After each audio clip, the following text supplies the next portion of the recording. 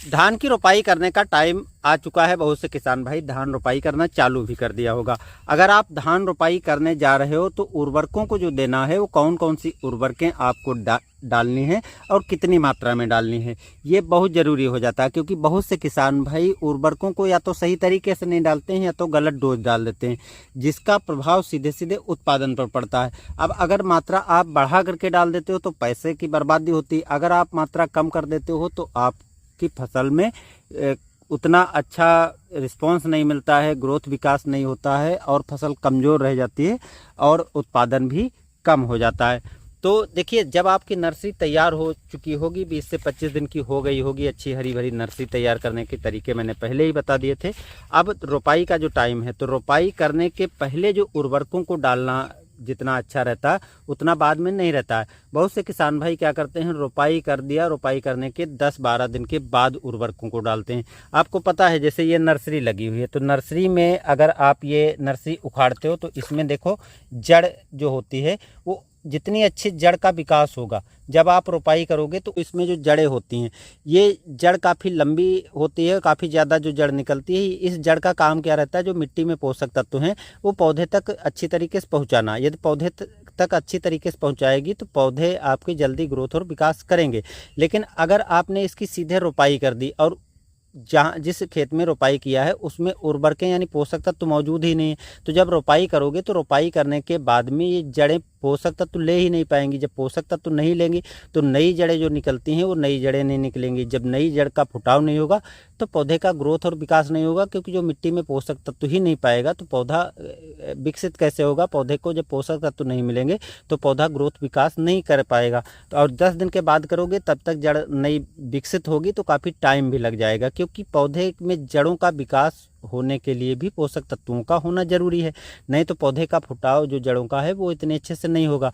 तो इसलिए जब आप धान की रोपाई जिस खेत में करने जा रहे हो तो अंतिम जुताई में, यानी जब अंतिम जुताई कर रहे हो उस टाइम पर आपको उर्वरकें डाल देनी चाहिए। अगर आप उस टाइम पर नहीं डाल पा रहे हो किसी कारण से तो रोपाई करने के तुरंत बाद या 1-2 दिन के अंदर अंदर तो ज़रूर डाल देना है।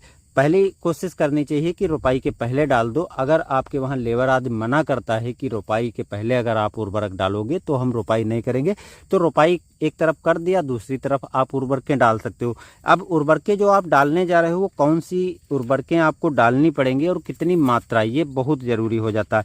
देखिए, मुख्य पोषक तत्व तो आपको पता होंगे कि नाइट्रोजन, फास्फोरस और पोटास। तो नाइट्रोजन की जो मात्रा है वो आपको 3 बार में डालनी रहती है।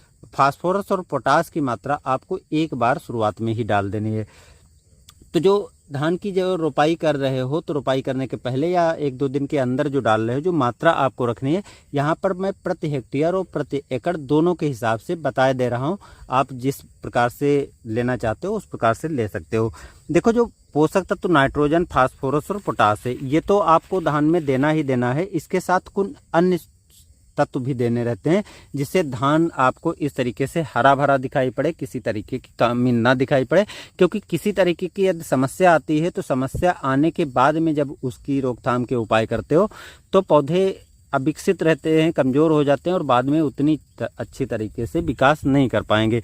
तो इसलिए जो आपको नाइट्रोजन की पूर्ति करना है वो यूरिया के रूप में पूर्ति करना है। अब 1 कुंतल यूरिया में 46% नाइट्रोजन होती है, यानी 46 किलो होती है। तो सीधे हम यूरिया की मात्रा बता रहे हैं, ना कि नाइट्रोजन की मात्रा, जो कि काफ़ी कन्फ्यूजन किसान भाइयों को होती है। तो 1 एकड़ में जो आपको यूरिया डालनी है वो 100 किलोग्राम टोटल डालनी है।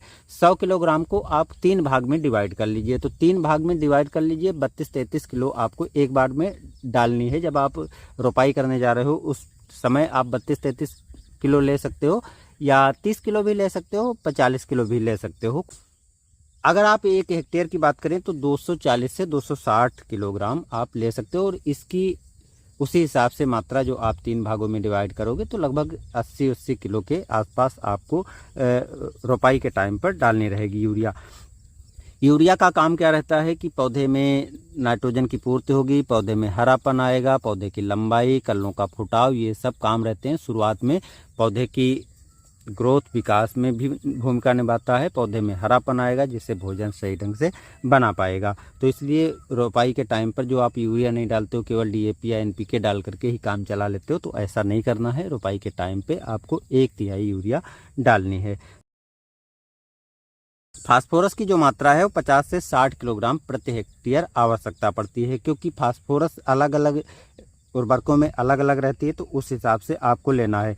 जैसे सिंगल सुपर फास्फेट ले रहे हो तो 1 हेक्टेयर के लिए जो है 300 लगा करके 375 किलोग्राम आपको लेना है, यानी 3 दूना 6 बोरी से लगा करके 7 बोरी आपको 1 हेक्टेयर में डालनी पड़ेगी। डीएपी अगर आप ले रहे हो तो 100 से 130 किलोग्राम ले सकते हो, यानी 2 बोरी से लगा करके 2.5 बोरी तक आप ले सकते हो। एनपीके अगर ले रहे हो तो 150 किलोग्राम से 200 किलोग्राम, ये प्रति हेक्टेयर की मात्रा मैंने बताया है। एकड़ की आप उसी हिसाब से डिवाइड कर लीजिएगा, यानी एकड़ में अगर हम बात करें तो सिंगल सुपर फास्फेट, डीएपी और एनपीके, पोटास भी इस टाइम पर बहुत ज़रूरी होता है। अब अगर आप एनपीके डालते हो तो उसमें थोड़ी पोटास की मात्रा होती है, यानी 16% होती है, तो 1 बोरी में 8 किलो और पूरे मतलब 1 कुंतल में 16 किलो होगी। तो उस अनुपात में आपको देख लेना है, तो उतनी मात्रा कम कर लेना है। हालांकि सिंगल सुपर फास्फेट या डीएपी डाल रहे हो तो उसमें पोटास नहीं होती, तो वो मात्रा मैं यहाँ पर बता देता हूँ। देखिए, पोटास की प्रति हेक्टेयर मात्रा की आवश्यकता होती है 50 से 60 किलोग्राम, क्योंकि म्यूरेट ऑफ पोटास में जो है आपको मिलती है वो 60% में मिलती है। तो म्यूरेट ऑफ पोटास में जो 60% मिलती है, तो इसकी मात्रा आपको प्रति हेक्टेयर 80 से 100 किलोग्राम डालनी है, यानी 1 एकड़ में आपको 30 से किलोग्राम के बीच में डालनी है। चूँकि अगर आप एनपीके डाल रहे हो तो यही डोज 15 से 20 किलोग्राम हो जाएगी, क्योंकि उधर तो आपको एनपीके में मिल ही रही है। एक चीज़ और करना है, आपको जिंक भी देना है। अब जिंक अगर आप स्प्रे करके पूरा करते हो तो उससे इतना अच्छा रिजल्ट नहीं मिलता है, लेकिन अगर आप उसको पहले डाल देते हो तो उसका रिजल्ट आपको काफ़ी अच्छा मिलता है और आपको अगली फसल में भी जिंक डालने की आवश्यकता नहीं रहेगी। अब आप देखते हो, अगर आप सिंगल सुपर फास्फेट, डीएपी या एनपीके डालते हो तो इसके साथ में तो जिंक मिलाकर नहीं डाल सकते हैं, लेकिन मिट्टी में आप डाल रहे हो तो मिट्टी में जब आप सिंचाई करोगे तो वो तो साथ में घुल करके एक साथ फिर से आ जाएंगी। और आपने देखा होगा कि बहुत जो सिंगल सुपर फास्फेट आती है उसके साथ भी कुछ % जिंक की आ रही है। तो जिंक जो लेनी है वो आपको एक तरीका अपना लेना है। अगर आप रोपाई के पहले उर्वरकों को डालते हो तो 8 से 10 दिन रुक करके और जिंक डाल दो। अगर आप रोपाई के पहले जिंक नहीं, उर्वरकें नहीं डाल रहे हो, रोपाई के बाद में उर्वरकें डाल रहे हो, तो जब आप जुताई कर रहे हो, अंतिम जुताई कर रहे हो, तो उस टाइम पर जिंक डाल सकते हो। जिंक के साथ में फेरस सल्फेट भी ले सकते हो, क्योंकि फेरस सल्फेट की भी आयरन की भी कमी आपको धान में दिखाई पड़ती है और उससे जो है आपको पैदावार पर सीधे फर्क पड़ता है। तो इसलिए आपको जो जिंक की मात्रा रखनी है वो प्रति हेक्टेयर 20 से 25 किलोग्राम रखनी है, जो 21% की आती है। जो 33% की आती है उसमें सल्फर भी 15% मिला रहता है, कुछ में देते हैं कुछ में नहीं देते, तो आपको ऐसी लेना है जिसमें सल्फर भी 15% मिला रहता है। तो उसकी मात्रा आपको 15-16 किलोग्राम ले लेना है, 33% वाली।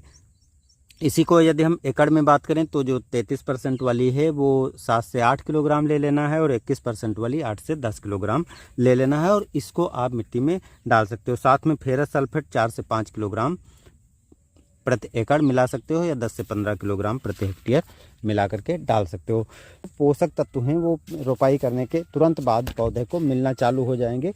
और जब आप इसको डाल रहे हो तो खेत में नमी होना ज़रूरी है, और अगर खेत में पहले से पानी भरा है तो पानी को निकाल दीजिए। निकालने के बाद उर्वरकों को डाल दीजिए, और उर्वरकों के बाद में तुरंत फिर से उसमें पानी भर दीजिए, जिससे वो मिट्टी के अंदर आसानी से चली जाएगी। वैसे यदि पानी पहले से, जैसे इस खेत में है ऐसे पहले से भरा है, तो पहले से भरा रहने पे जब आप डालोगे तो इस पानी में घुलेगी, और इस पानी में घुल करके इतने जल्दी मिट्टी में नहीं जाएगी। तो इसलिए अगर आप इस भरे हुए पानी को पहले निकाल देते हो, फिर उर्वरक डाल देते हो, उर्वरक डालने के बाद फिर डाल देते हो, तो हल्की सिंचाई बाद में कर देते हो, हल्का पानी लगाते हो, तो पहले जब पानी जहाँ जहाँ पहुँचता रहेगा तो उसके साथ जो उर्वरक घुलेगी वो तुरंत मिट्टी में घुल कर नीचे जाती रहेगी, जिसका फ़ायदा आपके पौधे जो रोपाई किया है उसको तुरंत मिलने वाला है।